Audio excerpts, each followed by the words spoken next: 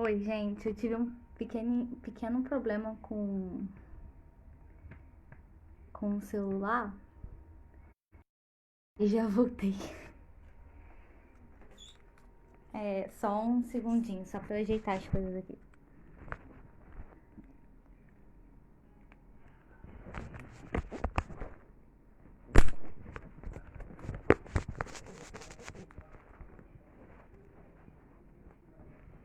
É que o negocinho que dá suporte. Ah,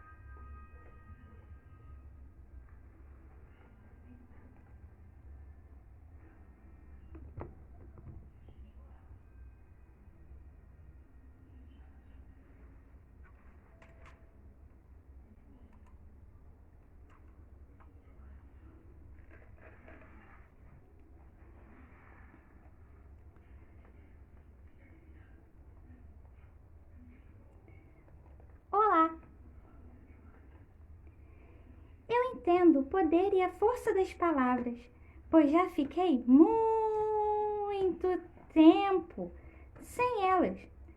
Até que um dia, uma amiga minha, chamada Emília, me deu uma pílula falante. E eu vi como uma palavrinha, mesmo quando parece não fazer muito sentido, é capaz de mudar o mundo inteiro.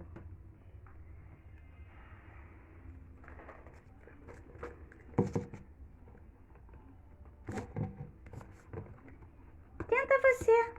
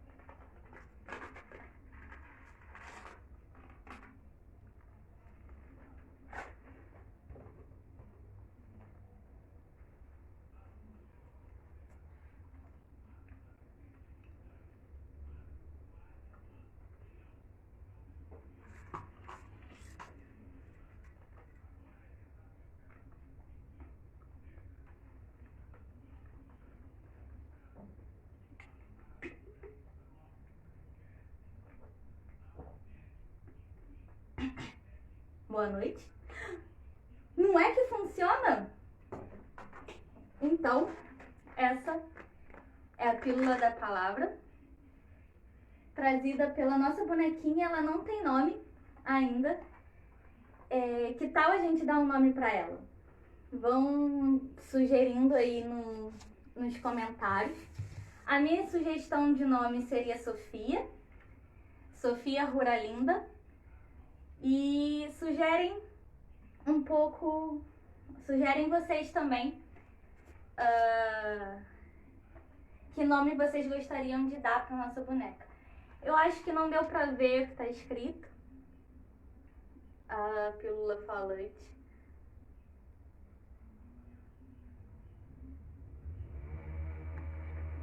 Mas eu acho que deu para ver agora, né?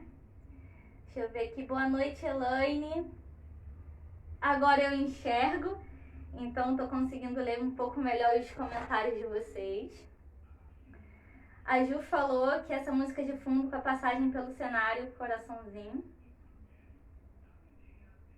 A Ju gostou da abertura.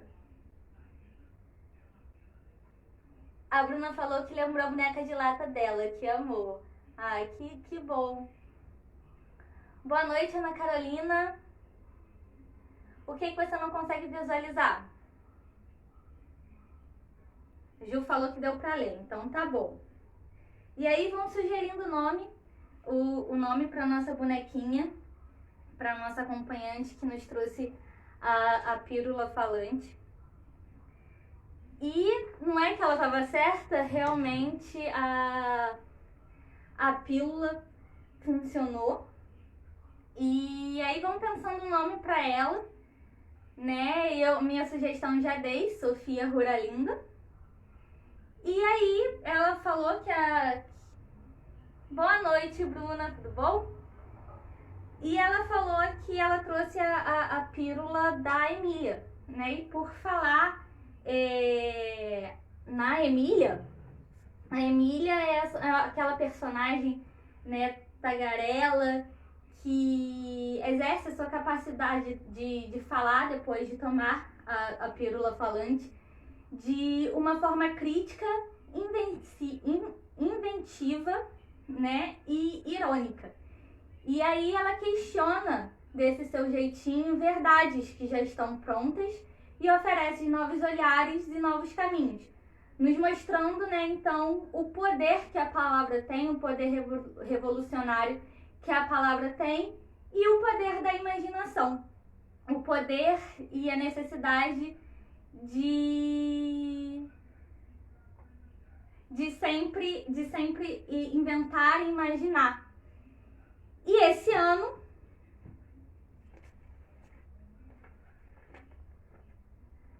a menina do narizinho arrebitado completa 100 anos.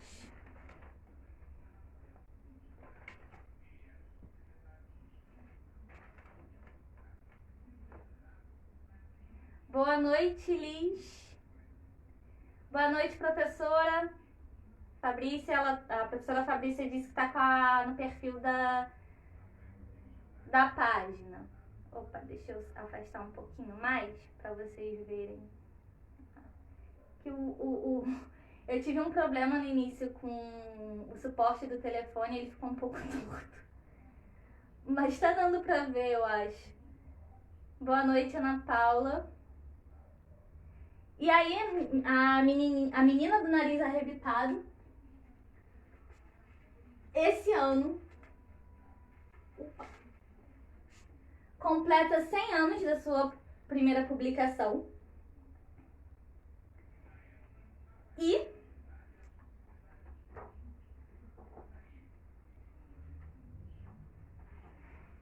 a seu modo e do seu jeitinho, ele é único.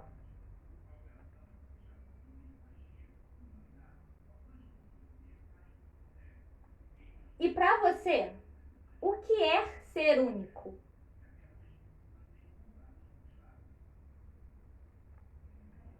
O que caracteriza o único? O que torna algo ou alguém único?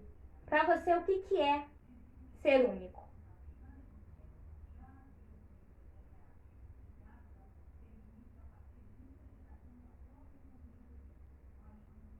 A Liz falou, nossa, 1 século de existência em encantamento.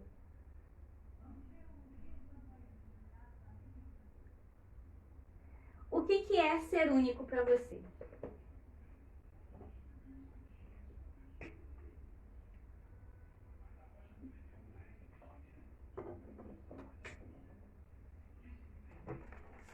Não sei quem chegou agora, quem não estava, enquanto vocês pensam no que é ser único, eu vou dar um informe, né, da gente pensar também o nome da nossa bonequinha, batizá-la, né, durante essa live, em conjunto, como fizemos com o Hugo.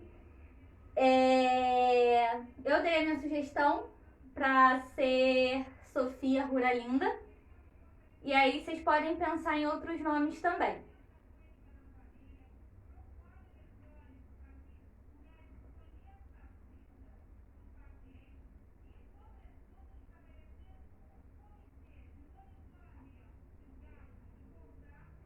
A Juliana falou que ser único para ela é saber se respeitar e se aceitar.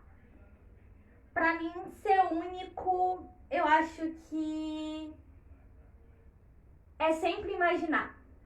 E colocar essa imaginação em ação, transformar a imaginação em ação sempre do seu jeito, né? Dando um toque exclusivo a isso. Eu acho que ser único é sempre tentar algo novo e sempre dar um pouco de si para aquilo que você está tentando. Boa noite, Nath, tudo bom? Então, eu vi que algumas outras pessoas entraram, eu tô pedindo nomes para nossa bonequinha. Eu vou fazer a breve descrição do cenário, né, audiodescrição, e aí a gente começa. Aí vocês vão falando também o que é ser único para vocês. Ao fundo temos o banner majoritariamente branco, tem o nome do projeto, de linhas, outras histórias, novas memórias, escrito em letras rosas. Tem um desenho de um balão. Nesse balão temos um dragão, um unicórnio, um castelo, 3 montanhas, uma menina, um sol e uma lua e algumas estrelas e nuvens. À frente desse banner temos os livros que nos acompanharam durante esse mês. Temos o Batman de crochê, feito pela minha mãe. Acima da minha cabeça temos o nosso varal. Ele tem 3 imagens, que é a janelinha, a nossa primeira janela da Maria Cecília. No centro, a capa de a menina do narizinho arrebitado. E a nossa segunda janela, que é da Amair Gonçalves. Do meu lado direito temos o nosso quadro, um banner que imita uma lousa. Nele está escrito Quartas em Linhas e Nós, que é o título do nosso encontro, o dia de hoje, com Hoje Eu Me Sinto, que é o livro que acompanha, um livro de emoções que acompanha o nosso mês de outubro. Ele é escrito e ilustrado pela Madalena Moniz. As Histórias da Noite, com. Aí o espaço do com é da nossa bonequinha, a presença da nossa bonequinha, mas como ela ainda não tem nome, o com, ele tá em branco ainda. Mas até o final da live a gente completa o com o nome dela. Histórias da Noite, que é a grande fábrica de palavras, da Agnes de Lestrante e da Valéria do Campo. E o logo não vai aparecer, da Miriam Oyassad e do Ronan Badel. E temos alguns pegadores de borboletas coloridos com os pontos de interrogação também desenhados. E do meu lado esquerdo temos a nossa janelinha, um catavento laranja, o nosso porta-fotos de emoções. A nossa janela ela é feita de caixas de sapato amarela, com alguns fitilhos das cores amarela, azul, verde e vermelho, dos 2 lados da janela. E à frente da janela nós temos a nossa bonequinha, que tem uma cabeça retangular. Ela abre e fecha a boca, ela é laranja, tem a boca vermelha, tem 2 olhinhos pretos, os cabelos estão presos com um fitilho verde e um fitilho amarelo. O cabelo dela é marrom com algumas mechas vinho. O corpo, ela tá vestindo uma blusinha verde, que tá escrito o nome do projeto, mas eu acho que não dá pra ler assim de longe, mas foi as letras maiores que eu consegui fazer. E ela tem 2 mãozinhas. Deixa eu ver o que vocês botaram. A Ana Paula falou que ser único é ser e não ser muita coisa. Interessante. A Alice falou, para mim ser único é vibrar com suas qualidades e buscar se aceitar. A professora Fabrícia, no perfil do projeto, falou que ser único é poder se identificar assim. A Elaine falou que sugere Lúcia, em homenagem a Narizinho. Lúcia Ruralinda. Ah, que lindo! E é o nome da minha mãe também, eu achei lindo. A sugestão de nome para homenagear... Sugestão do nome para a boneca. Escritura, em homenagem ao dia do escritor que foi ontem. Olha, muito bom também.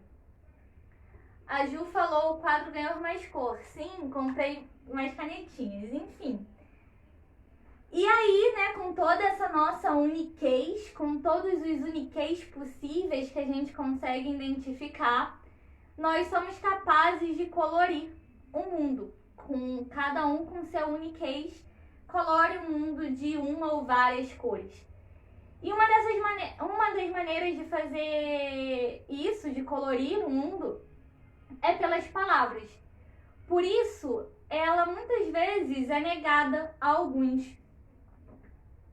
Deixa eu só beber água. Por isso ela muitas vezes é negada a alguns, porque ela tem o poder de mudar, de colorir o mundo, de transformá-lo. E isso acontece, essa negação da palavra a alguns isso acontece em um país muito, muito esquisito, mas que não está assim tão distante da gente. Ele é o país da grande fábrica de palavras. O nosso primeiro conto de hoje.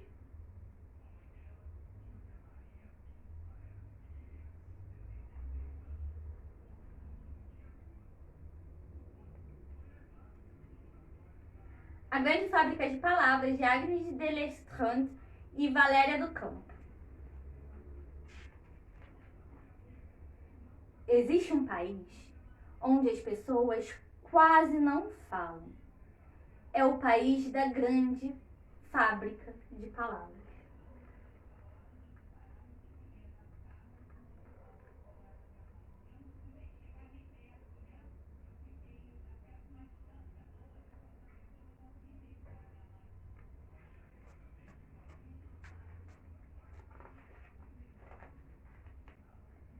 Nesse estranho país é preciso comprar as palavras e engoli-las para poder pronunciá-las. A grande fábrica de palavras funciona dia e noite. As palavras que saem de suas máquinas são tão variadas quanto a própria linguagem. Existem palavras que custam mais caro do que as outras. As pessoas falam muito pouco essas palavras, a menos, é claro, que elas sejam muito ricas. No país da grande fábrica de palavras, falar custa caro. Quem não tem dinheiro, às vezes, cata palavras nas latas de lixo. Mas essas palavras são sem graças. Tem muito cocozinho de cabrito e pum de coelho.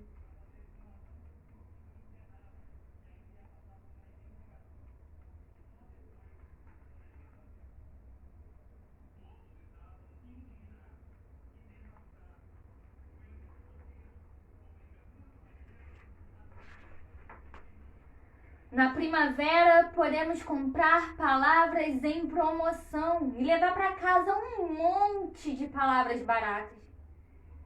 Mas quase sempre essas palavras não servem para grande coisa. O que fazer com ventríloco e filodendro?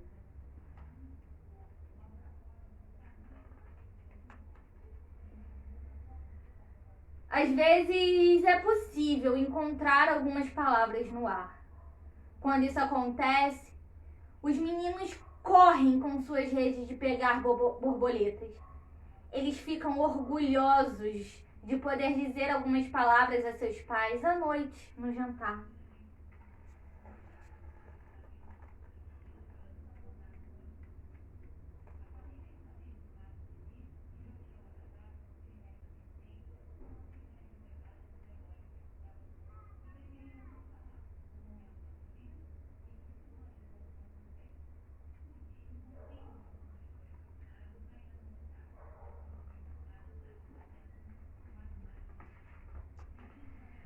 Hoje, Filhas pegou 3 palavras com sua rede. Ele não vai usá-las esta noite porque ele quer guardá-las para falar a alguém muito, muito especial. Amanhã é o aniversário de Cibele. Filhas está apaixonado. Ele gostaria muito de dizer a ela: eu te amo. Mas ele não tem dinheiro bastante em seu cofrinho. Então ele vai oferecer a ela as palavras que encontrou: cereja, poeira, cadeira.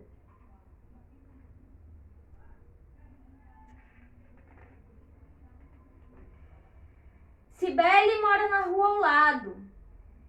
Filhas bate em sua porta. Ele não não lhe diz: bom dia, como vai você? Pois não tem essas palavras guardadas. Em vez disso, ele sorri.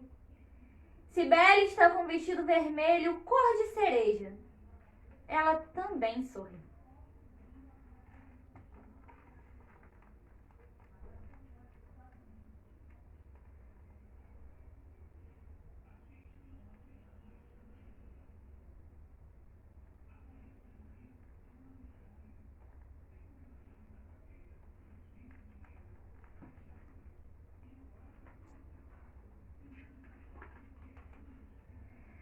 Atrás dela, Filhas vê Oscar. Oscar é seu maior inimigo. Os pais dele são muito ricos. Mas não é por isso que Filhas o detesta. Oscar não sorri. Ele fala. Ele fala para Cibele.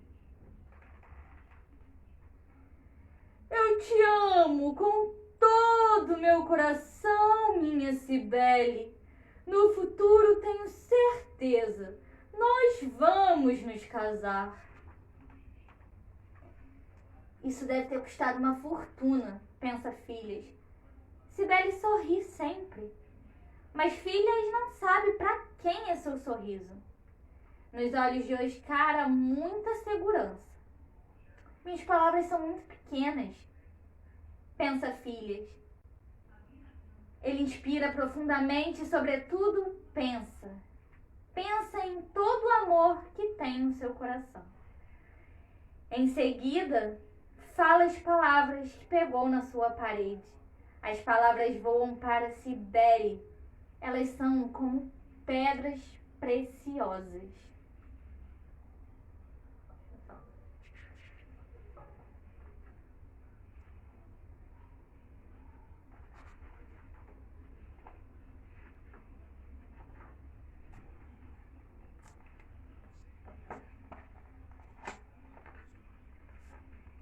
Cereja, poeira,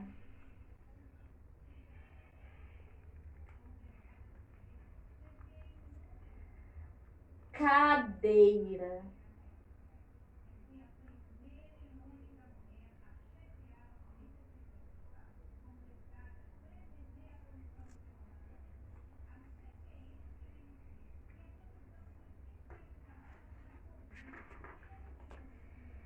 Cibele não sorri mais, apenas olha para Filhas.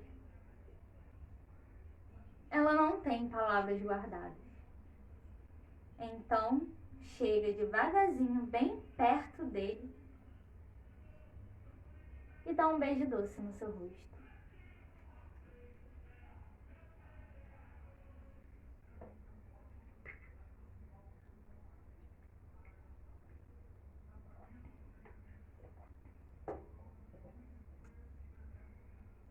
E qual palavra ou quais palavras você gostaria de oferecer nesse momento?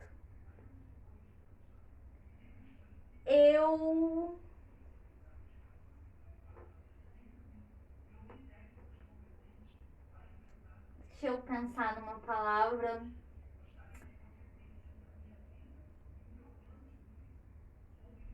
Que eu gostaria de oferecer nesse momento.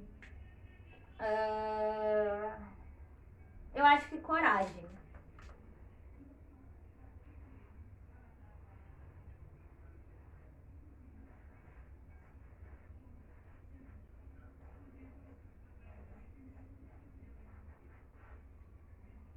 Que palavra você gostaria de oferecer nesse momento? Ou quais palavras você gostaria de oferecer?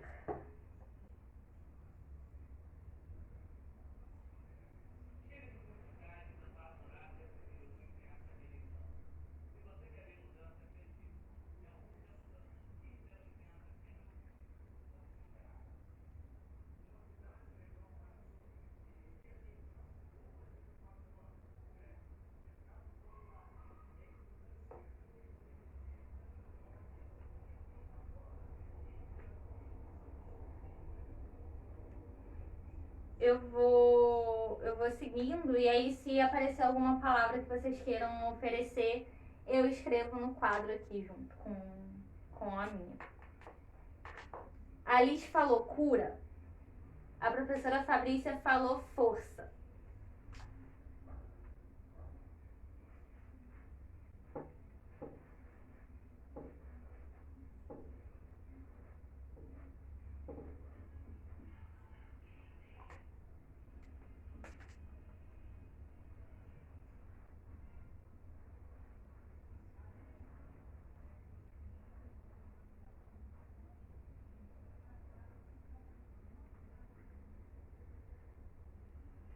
A Jurema falou esperança.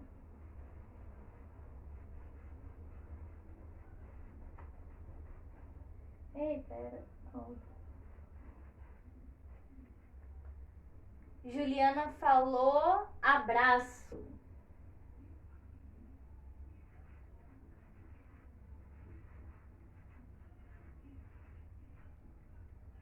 A Elaine falou esperança novamente. Vou escrever porque esperança nunca é demais, né? Vou escrever com azul agora.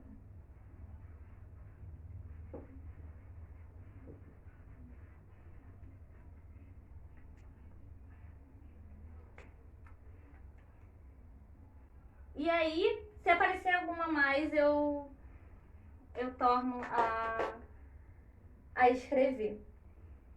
E aí, o livro nos traz, dentre várias passagens importantes que a gente pode ressaltar, a Bruna sugeriu amor. Gente, perdão, tô com um soluço que eu não sei de onde vem. Vou botar aqui, amor.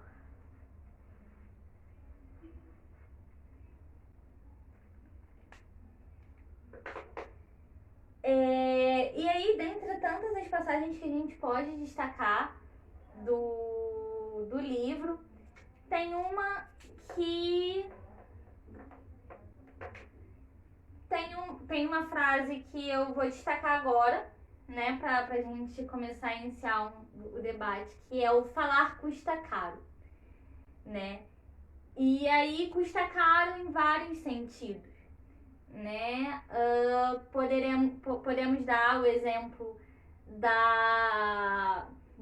de ser uma consequência da transformação da educação em uma mercadoria, né? Onde, para você ter acesso a uma educação que se diz de qualidade, se é vendida uma educação de qualidade, né? Nessa busca constante de diminuir a escola pública e do sucateamento também do que é público. Então, assim, falar custa caro, a gente pode pensar no acesso a uma educação dita de qualidade, né? E que tipo de qualidade também a gente está falando nessa educação particular, né, privada. E então, podemos falar disso, e aí, né, a gente pode trazer o exemplo do próprio Oscar, né, que ele tem tantas palavras assim para jogar no ar, para esbanjar, por assim dizer, porque ele vem de família rica. Então, assim, ele já tem aos olhos, né, aos olhos de uma sociedade capitalista, de um modo de produção capitalista, aos olhos, né, de uma sociedade que visa apenas o dinheiro e o lucro e tudo mais. Então, o Oscar, nesse sentido, teria uma certa vantagem sobre o Phileas, mas a gente pode falar um pouco mais à frente que talvez ele não tenha essa vantagem, mas ao olhar de uma sociedade capitalista que preza apenas e somente o dinheiro, o lucro e a constante mercantilização de tudo e até mesmo de todos, já né, o Oscar teria essa vantagem. E aí a gente também pode, o falar custa caro, a gente pode trazer também para um viés da censura. E quantas censuras a gente não vivenciou ao longo da pandemia, ao longo até mesmo de antes da pandemia, né? Quantas censuras a gente já não vivenciou,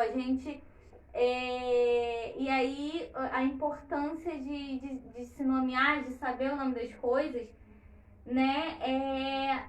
Você não chamar de censura não significa que não seja censura.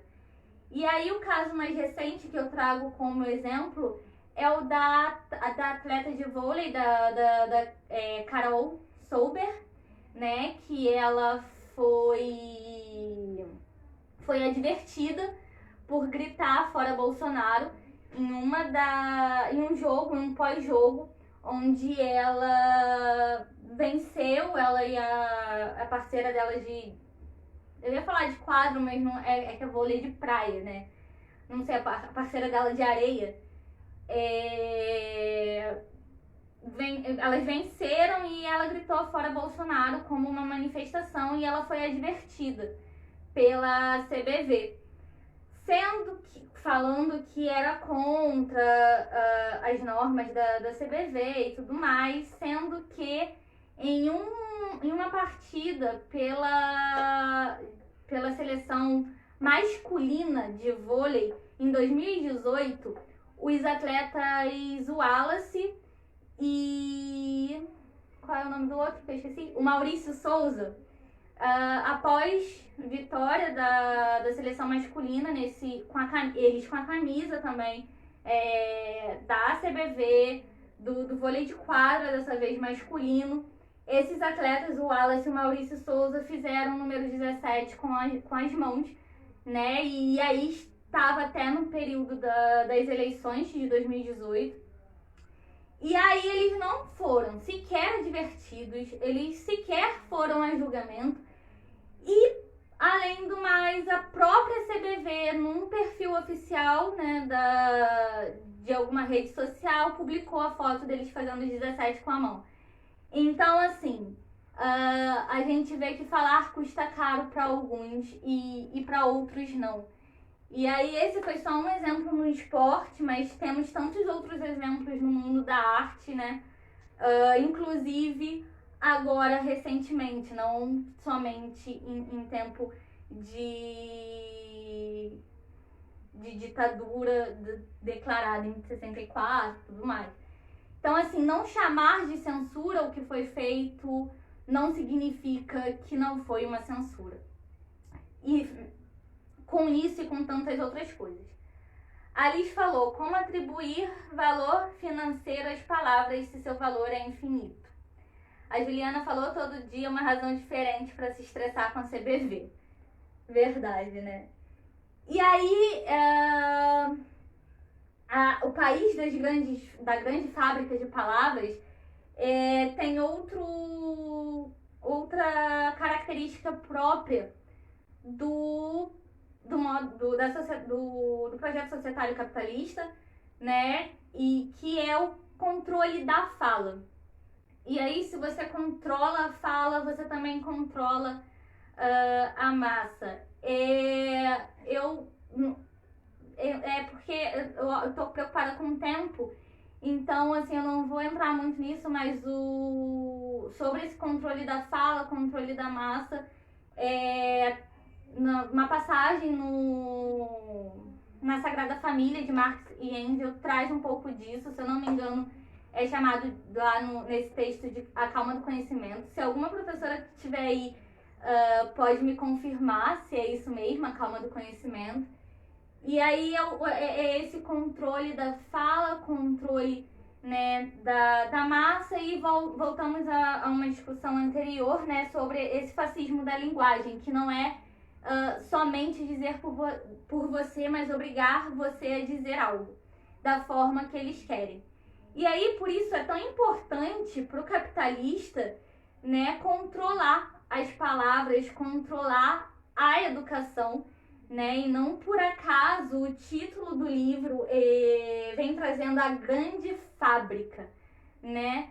Que foi tão caro, as fábricas foram tão caras para a consolidação do modo de produção, né, capitalista. E aí, nesse sentido de um modelo fabril e tudo mais, né, que se começou a... Eu esqueci o termo, meu Deus. Mas, enfim, que o modo de produção capitalista e o projeto societário capitalista vão, né, avançando. Eu tô tentando lembrar, mas eu acho que eu não vou lembrar. Eu esqueci de anotar também. Enfim, e aí a fábrica e aí a produção, e vem com isso tudo a objetificação também, né? E aí de tudo, e nesse contexto, nesse livro, a objetificação da palavra, que por se tornar um objeto, né, quando se torna, não era neoliberalismo não, mas serve, mas não era isso. Eu queria falar um pouco mais mas enfim, o tempo também, aí a gente vai avançando, Liz, mas basicamente, né, também tem muito do neoliberalismo. E aí, quando a palavra, e aí eu tô trazendo o exemplo da palavra porque foi o que o conto nos traz, mas pode se estender para qualquer coisa se tratando do modelo societário capitalista, do modo de produção capitalista. E aí a palavra, quando tornada objeto, ela torna-se descartável. Ela tem dá para se colocar nela a partir do momento que ela se torna um objeto, que você olha para ela como um objeto, como algo a se pôr um valor, ela passa a ser descartável também. E aí você encontra palavras no lixo, você encontra palavras por aí voando de alguém que simplesmente as soltou em vão no vento. E aí o mundo inteiro vai se tornando descartável, porque tudo vai aos poucos se tornando descartável. E aí muitas vezes a gente não percebe que o quanto nós reproduzimos isso também. E aí entramos num debate sobre o consumismo, né, sobre o jogar fora o que não nos serve mais. E aí a gente, na segunda-feira tivemos o Dia das Crianças. E aí como é que esse consumismo foi feito, né? Como é que ele é feito também antes da pandemia, de você, nessa data, encher a criança de presente, e aí sempre as coisas mais caras. E aí um consumismo também que, né, faz a gente querer sempre mais, e aí você já, né,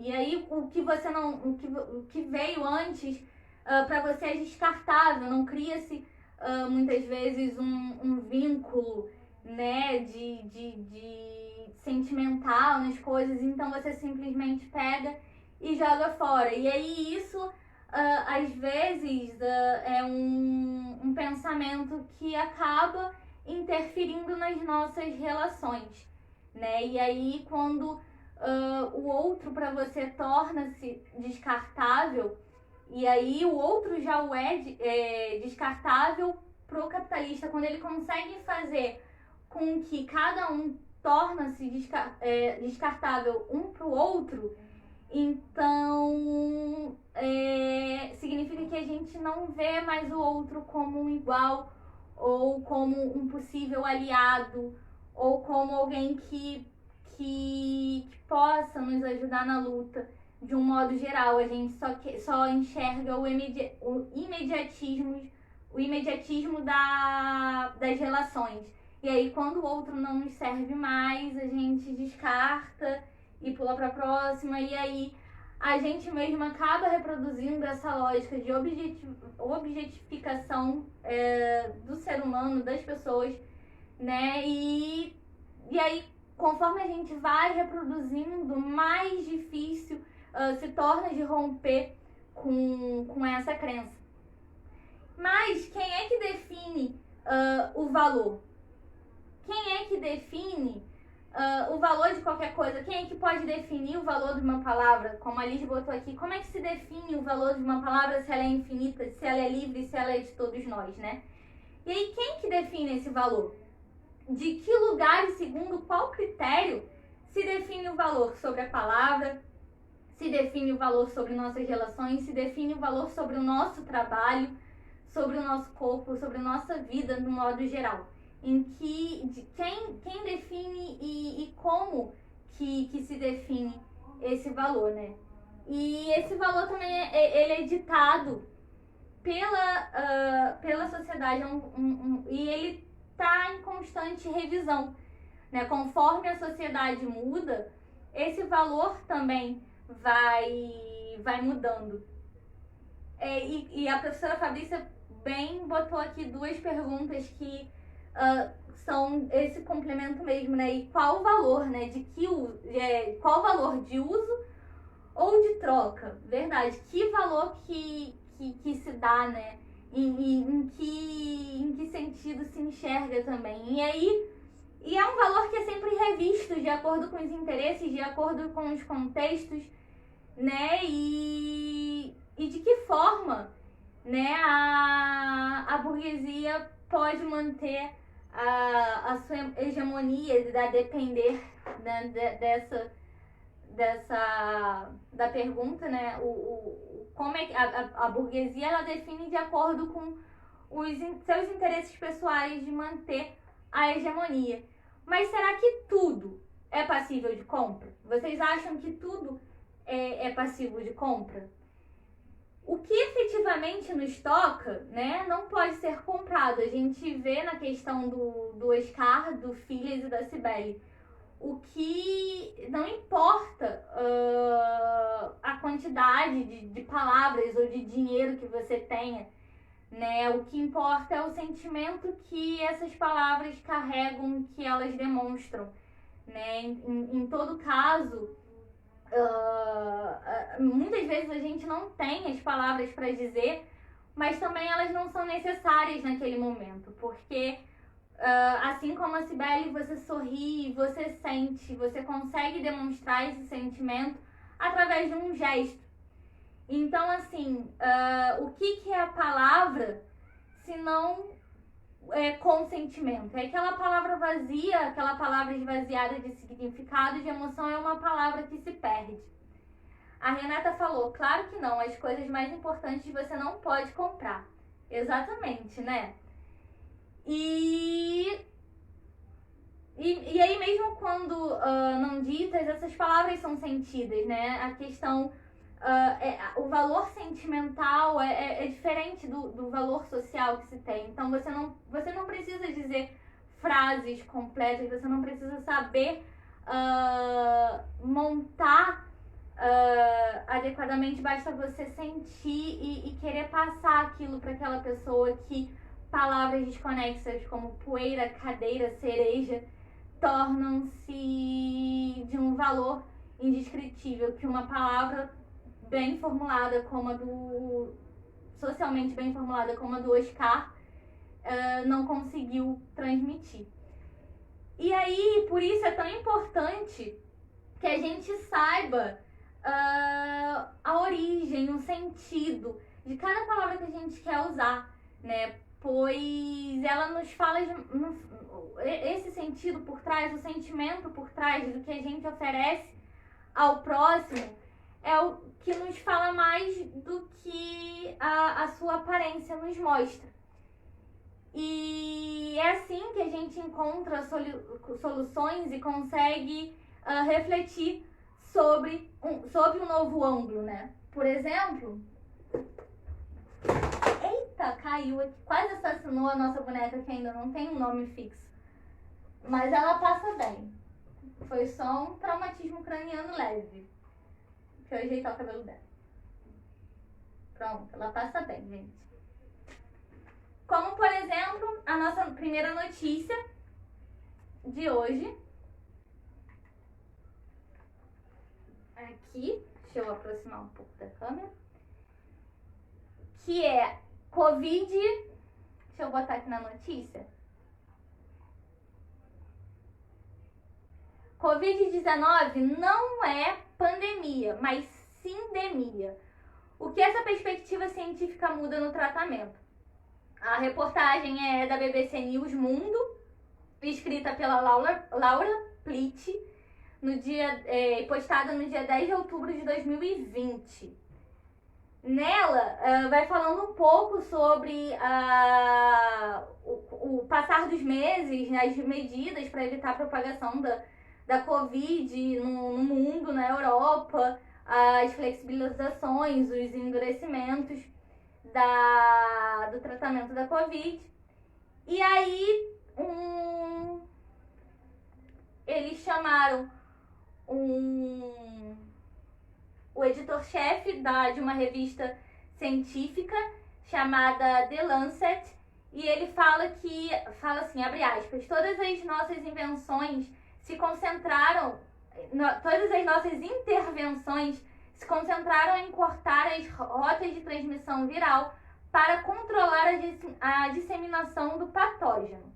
É o Richard Horton que falou isso, ele é editor-chefe da revista The Lancet, que é uma revista científica. E aí o artigo segue falando que a história não é tão simples quanto parece, né? Nesse sentido. E aí o Horton ele continua. Por um lado, existe o SARS-CoV-2, que é o vírus que causa a Covid-19, e por outro, uma série de doenças não transmitíveis. Esses dois elementos interagem em um contexto social e ambiental caracterizado por profunda desigualdade social. E aí essas condições, como argumenta o Horton, exacerbam o impacto dessas doenças e, portanto, devemos considerar a Covid-19 não como uma pandemia, mas como uma sindemia. E aí, seguindo a reportagem, eles falam que eles explicam o termo sindemia, que é um neologismo que combina sinergia e pandemia. Ele foi cunhado pelo antropólogo médico americano Merrill Singer na década de 1990. E aí que vem como uma explicação em que duas doenças ou mais interagem de tal forma que causam danos maiores do que a mera soma dessas duas doenças. E aí, logo abaixo, o Singer, que foi esse antropólogo médico americano que cunhou o termo, falou: o impacto dessas interações também é facilitado pelas condições sociais e ambientais que, de alguma forma, aproximam essas duas doenças ou tornam a população mais vulnerável ao seu impacto.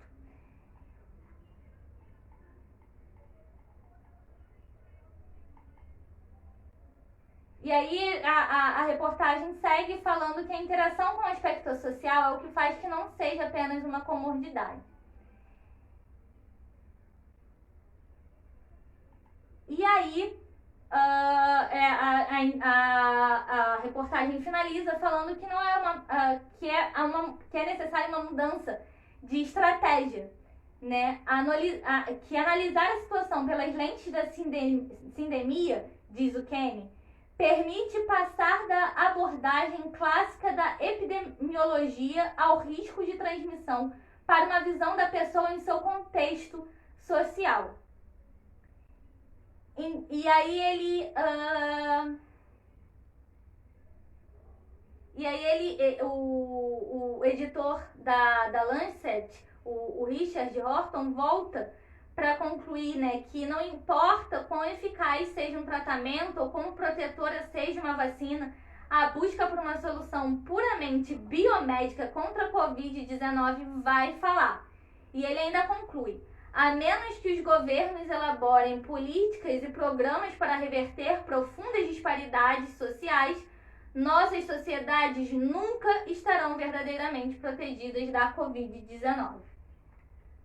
E essa é a nossa primeira notícia da noite, né, que vem falando que é necessário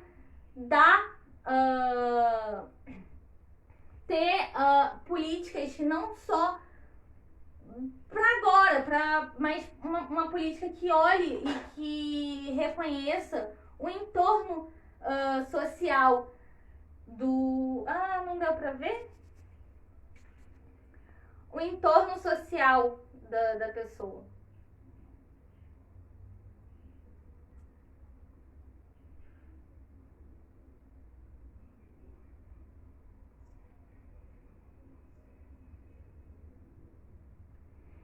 E essa reportagem, né, nos lembra também a importância do nosso voto.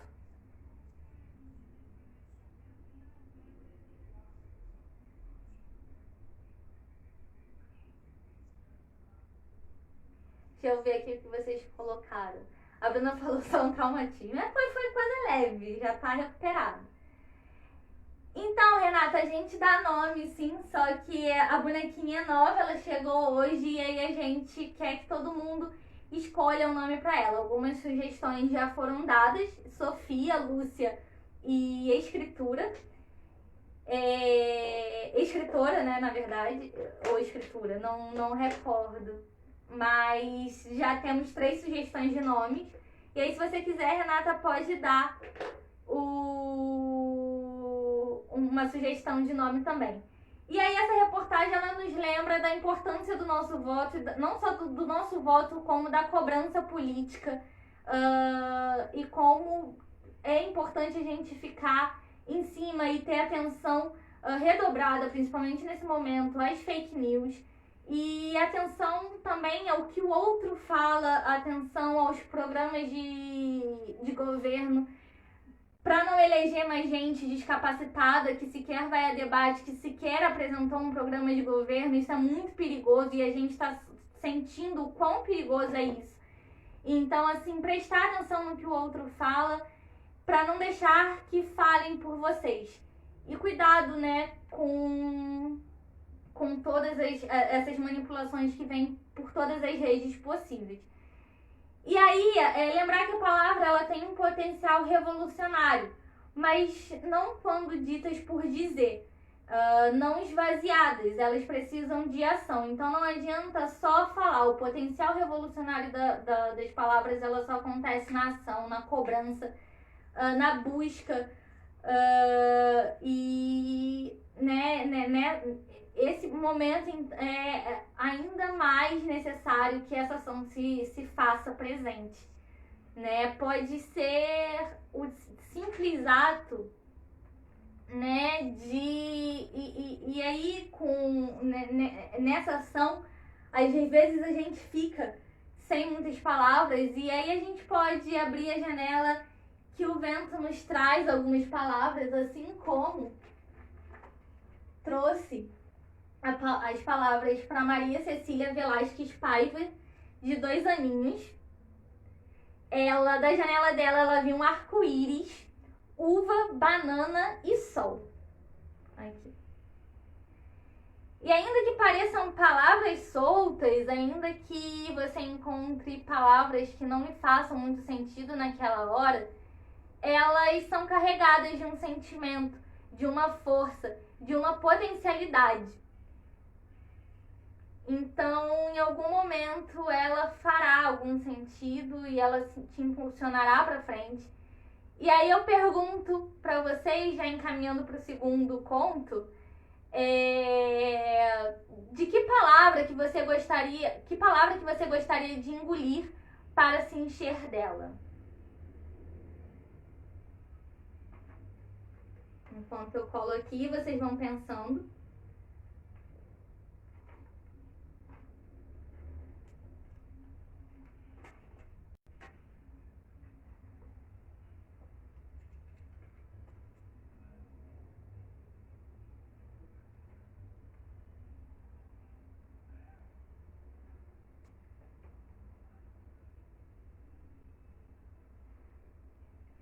Que palavra que você gostaria de engolir para se encher dela?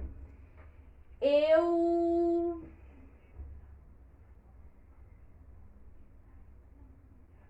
fico na coragem ainda. Eu acho que coragem. Eu ficaria na coragem.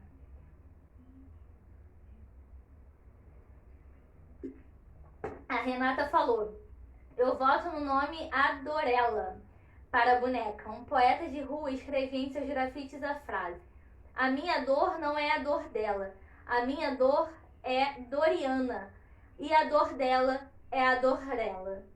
Ai, que lindo! Eu não sabia disso não. Desse artista. Ele é de São Paulo, Renata? O DJ Dolores musicalizou e depois virou o nome de uma das bonecas acrobatas do Teatro Mágico. Ai, que lindo! Não sabia. Adorei a sugestão do nome, todo o significado dele. Seguindo, e aí seja a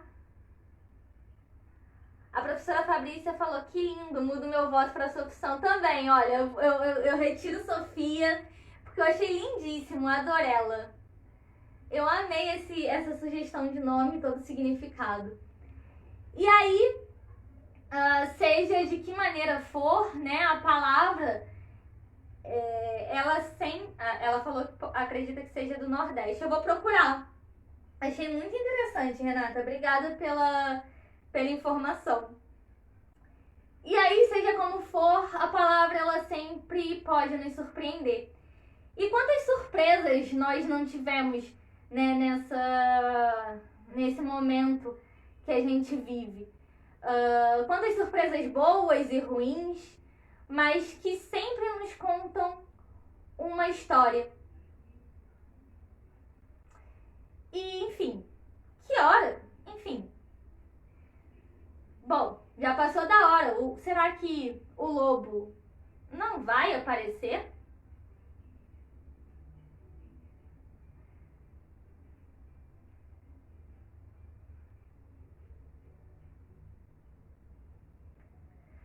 O lobo não vai aparecer, da Miriam, o Yesad e do Ronan Badel. Durma, coelhinho. Mamãe, tem certeza que o lobo não vai aparecer? Certeza absoluta, meu coelhinho. Mas como você tem tanta certeza? Não há mais lobos. Os caçadores já cuidaram deles. E não tem mais nenhum? Sim, ainda existem alguns, mas não muitos.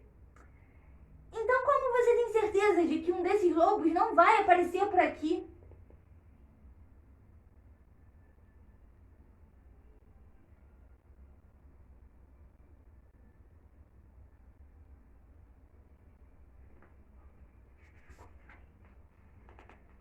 Os lobos que ainda existem se escondem nas montanhas, bem longe daqui.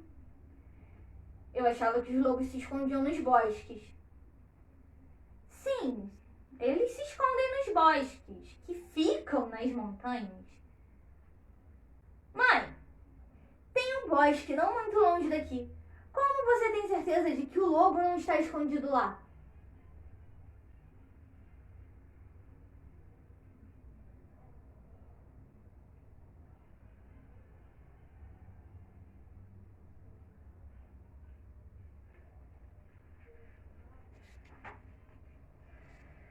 Sabe, esse bosque é muito pequenininho, não daria para um lobo se esconder lá. Mas e se for um lobo que sabe se esconder bem? Um lobo que sabe ficar disfarçado? Mesmo que um lobo se escondesse naquele bosque, ele não poderia aparecer aqui. Como é que você tem tanta certeza?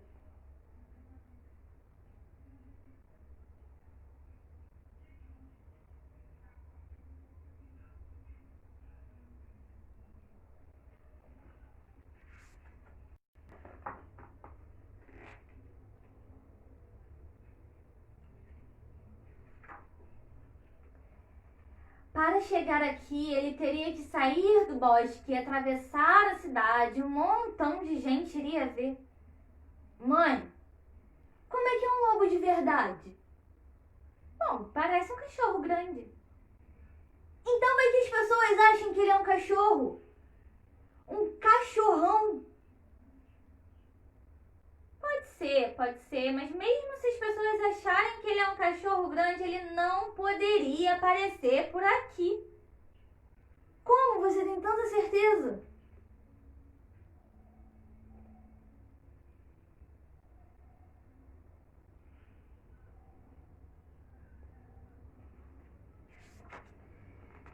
Tem carros demais na cidade, iriam passar por cima do lobo. Sabe, mãe? Um lobo que fugiu dos caçadores, que veio de tão longe e que conseguiu se esconder no bosque tão pequenininho. Pode ter certeza que, com certeza, ele consegue desviar dos carros. Sem dúvida. Mas mesmo se os carros não tivessem atropelado o lobo, ele não apareceria por aqui. Como você tem certeza?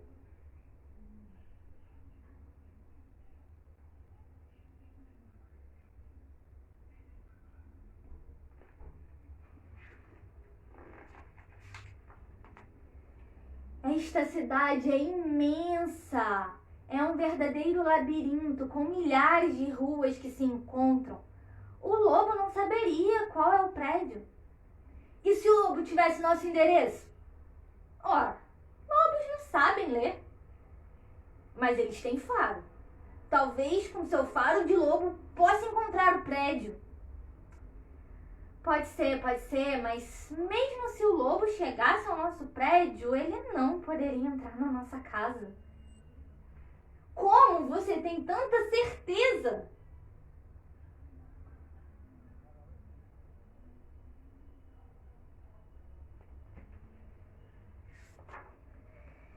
Tem um interfone na entrada e o lobo não sabe a senha para abrir a porta. E se o lobo esperasse alguém entrar? O senhor Cerqueira, por exemplo, ele tem o código e ele não enxerga mais nada. O lobo poderia entrar sorrateiro atrás do senhor Cerqueira. Bem, é verdade que o senhor Cerqueira é meio cegueta, mas mesmo que o lobo entrasse atrás dele, não apareceria aqui. Como você tem certeza?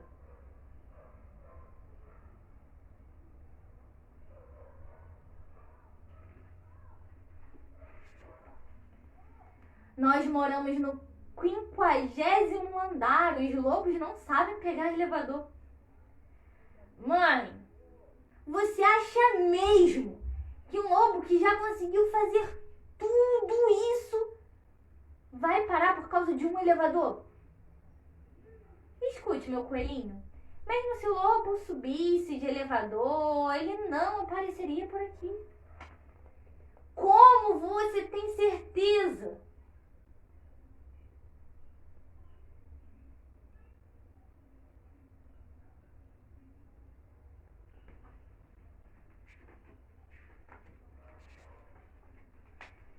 Eu tenho certeza. Ponto. O lobo não vai aparecer.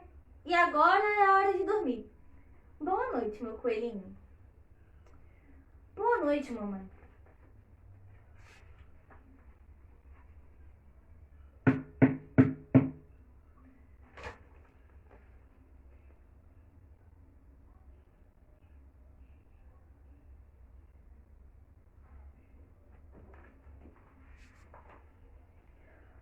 Com certeza é o lobo.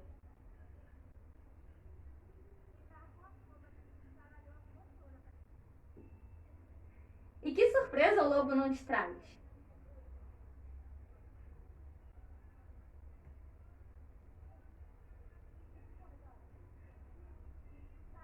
Quantas vezes a gente não espera alguém bater a nossa porta?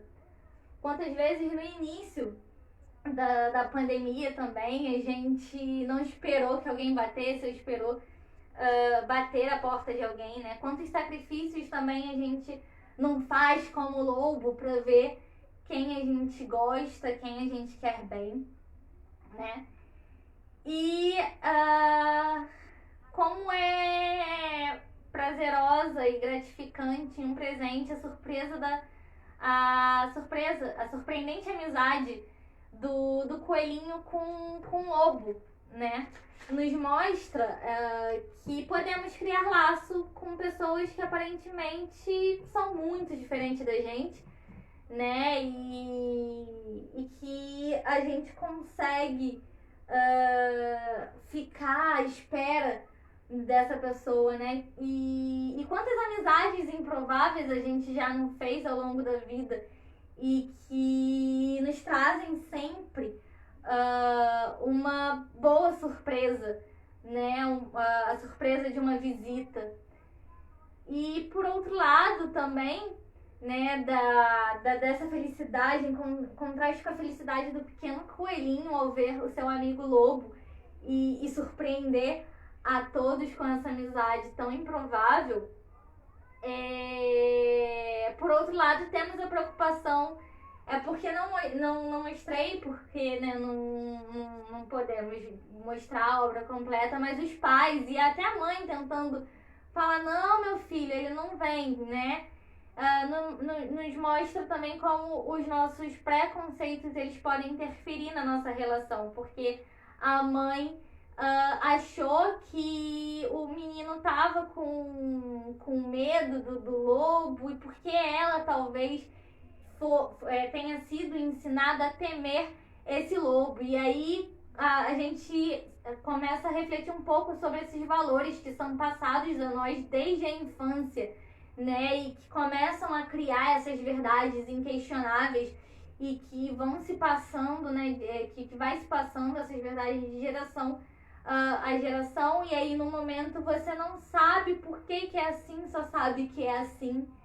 E aí você acaba se afastando de algo, você acaba deixando de fazer algo, você se afasta das pessoas por algo que te falaram na infância, porque alguém já escutou e vai virando essa bola de neve de várias verdades inquestionáveis e você passa a ser um mero reprodutor, um mero fantoche, deixar os outros e as convicções dos outros falarem por você.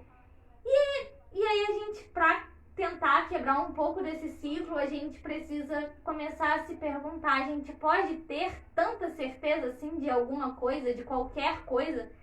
A gente consegue, nós somos capazes de ter certeza absoluta assim de algo? A gente pode falar com tanta certeza, com tanta veemência como a mãe do coelhinho que o lobo não vai aparecer, porque ela tem a certeza e ponto. A Juliana falou, eu mesma recebendo como presente na quarentena a live e a venda. Ai, Ju, saiba que a recíproca é verdadeira. Você também foi um grande presente dessa quarentena. E aí a gente pode ter alguma certeza absoluta sobre algo. E aí, qual ou quais são suas principais certezas?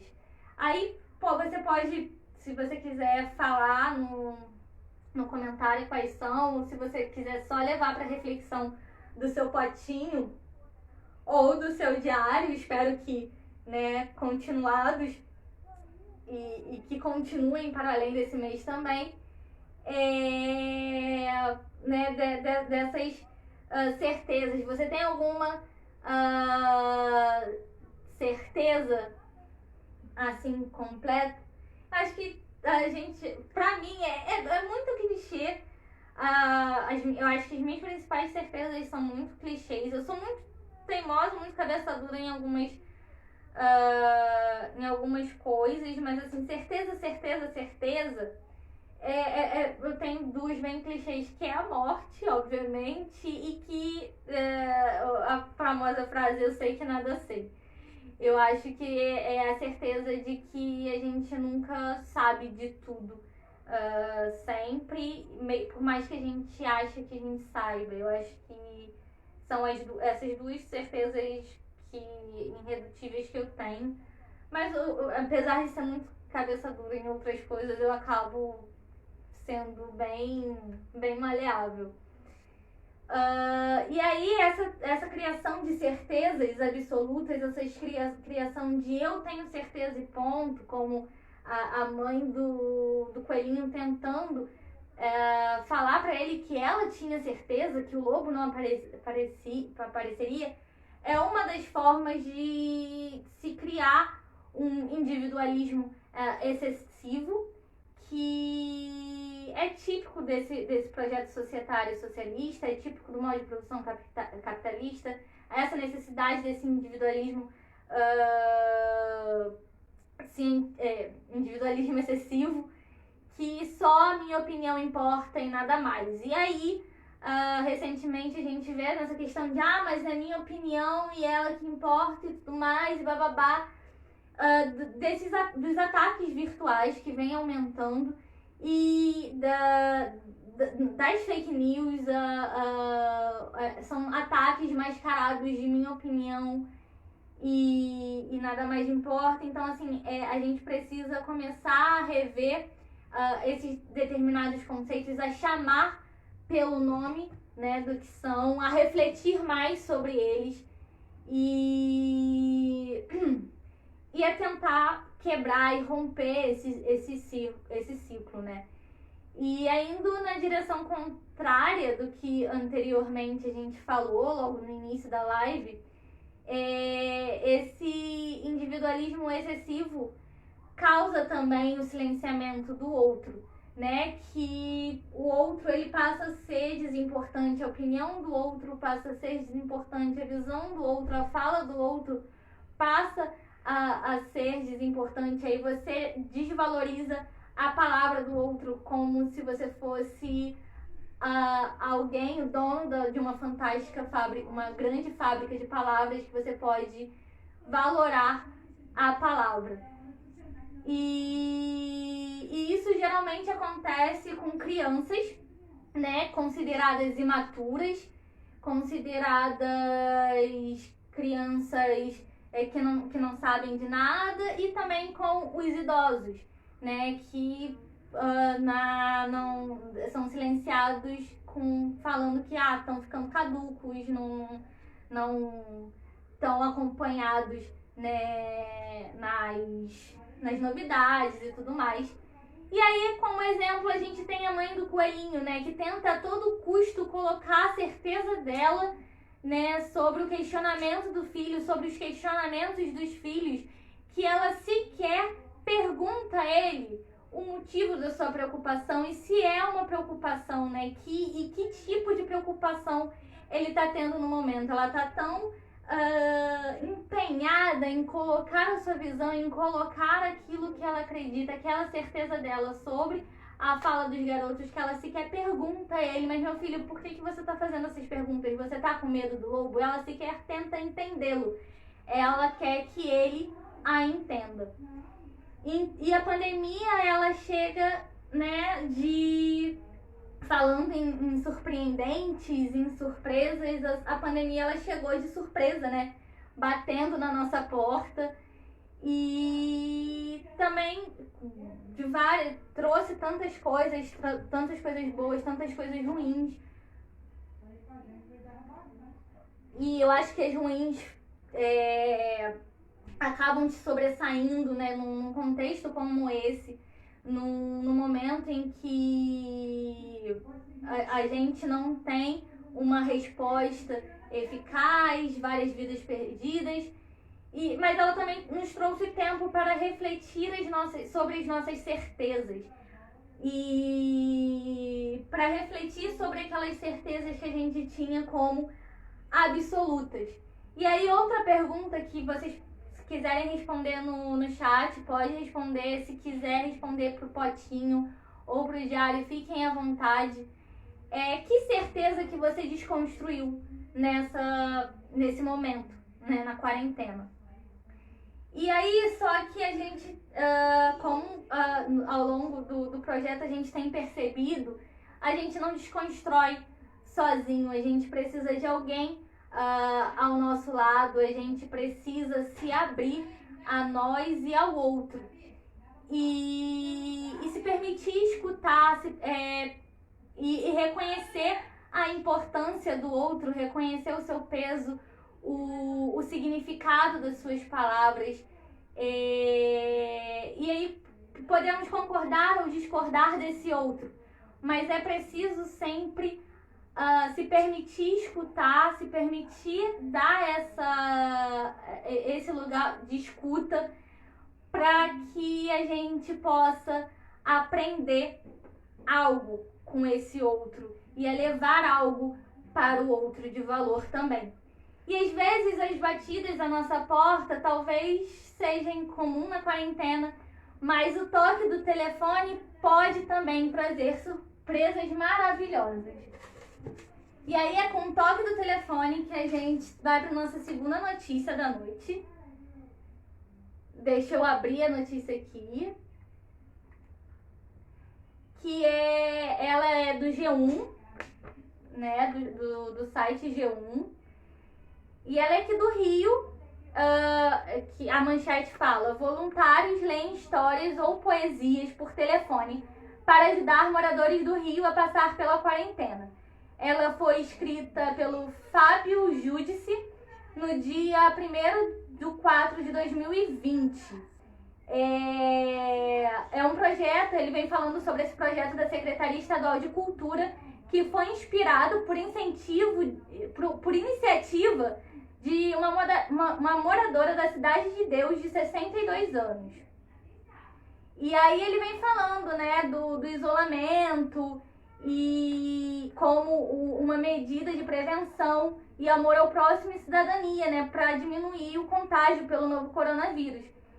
E aí, uma moradora da Cidade de Deus e funcionária pública estadual da Biblioteca Pública da Rocinha, a tia Rô, de 62 anos, transformou a solidão da quarentena em uma ideia que inspirou uma iniciativa da Secretaria Estadual de Cultura, que é o projeto Histórias por Telefone.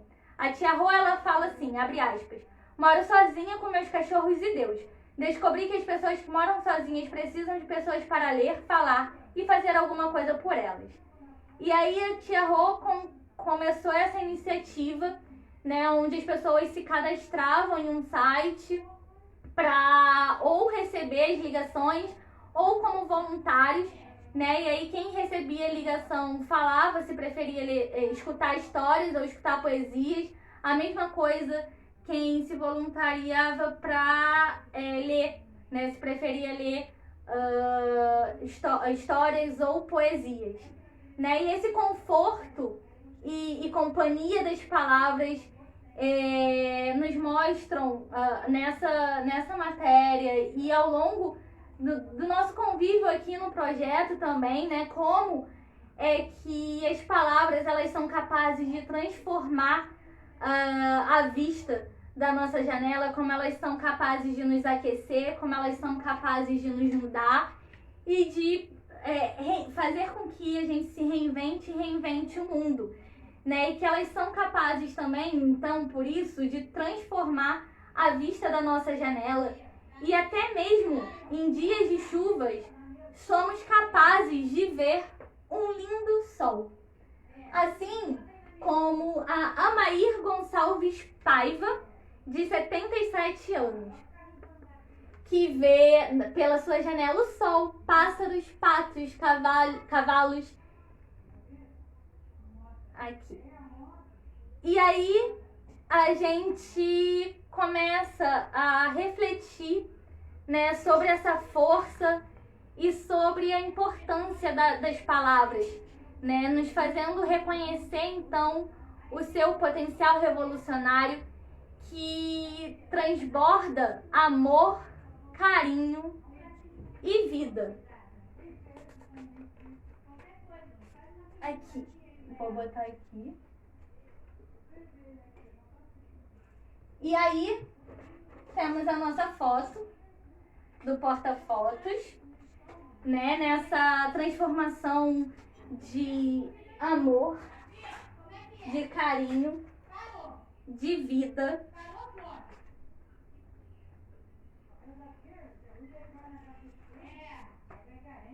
E aí, temos a foto da janela que a Bruna enviou. A Bruna escreveu: essa é a janela da casa do meu namorado. Posso ver amor.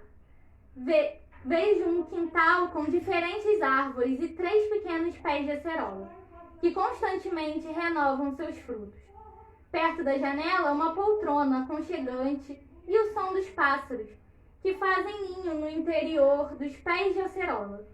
Passa chuva ou um sol como o de hoje, sempre um lugar de muita vida e que me traz conforto.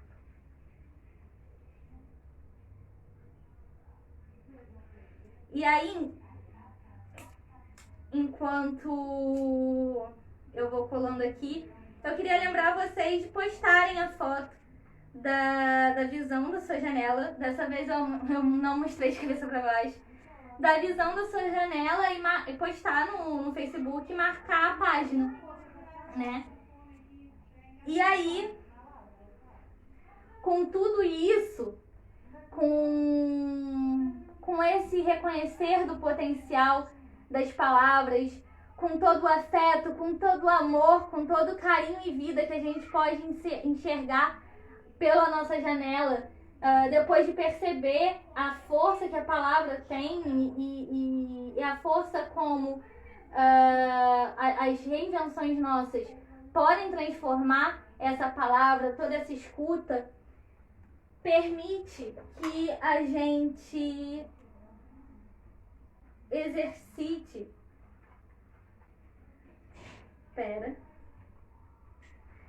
a nossa paciência também. E aí a gente se torna cada vez mais e mais pacientes. E cada vez mais, e com a paciência a gente consegue perceber os mínimos detalhes das coisas. E são nos mínimos detalhes que a revolução ela pode ser feita, que a escuta do outro pode se tornar uma escuta de fato acolhedora e que nos permite a união. Então, né, vamos olhar a nossa janela e tentar encontrar essas palavras que o vento nos traz, né, capturá-las com o coração e transformá-las em uma revolução. E aí eu volto a lembrar de vocês postarem a foto dessa visão da janela. E aí o nome da boneca, todo mundo concorda que o nome da boneca, então, seja a Dorella Ruralinda?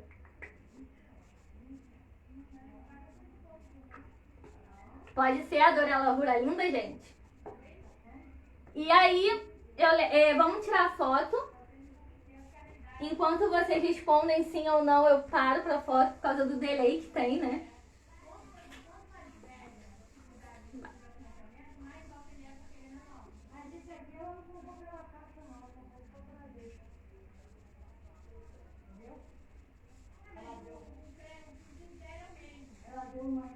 Prontinho, já tiramos a nossa foto, podem postar a foto. E aí, olha, falaram que botar óculos, Jesus amado. Cega. Deixa eu ler aqui o que a Ju falou. A pandemia foi a maior prova que não temos certeza de nada. Que uma hora para outra tudo simplesmente mudou. Racionalizar a pandemia é algo muito louco, verdade, né, Ju? A professora Fabrícia falou que vota que sim, também voto que sim.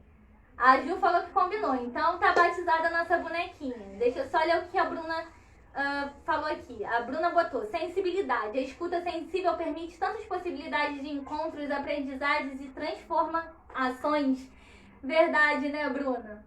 E é isso, a gente tem que buscar sempre reconhecer esse potencial e essa força das palavras, né? Então, vou botar aqui, que foi com a Dorella Ruralinda. E aí, enquanto o Hugo tá de férias, a Dorella, eu ia confundir, ia trocar o nome com o sobrenome. A Dorella, nas férias do Hugo, então, passa a compor o nosso cenário, já batizada, devidamente batizada, na sugestão do nome da Renata. Então, é quarta-feira, a gente se encontra, eu, vocês e a Dorella, para mais palavras e para mais um encontro. Ai, a Raquel Alba tá aqui. Oi, tudo bom? É bom te ver por aqui. E eu não sei se você acompanhou tudo, espero que sim, espero que tenha gostado, espero que volte mais vezes. Um beijo em todos aí. E a Raquel Alba botou, as janelas têm uma riqueza semântica, verdade, né? Então, nessa deixa, vamos todos olhar pelas nossas janelas e encontrar novas visões, novos mundos, novos olhares. E aí posta a foto da sua janela, marca a página e a gente compartilha sempre aqui. Beijo, até semana que vem.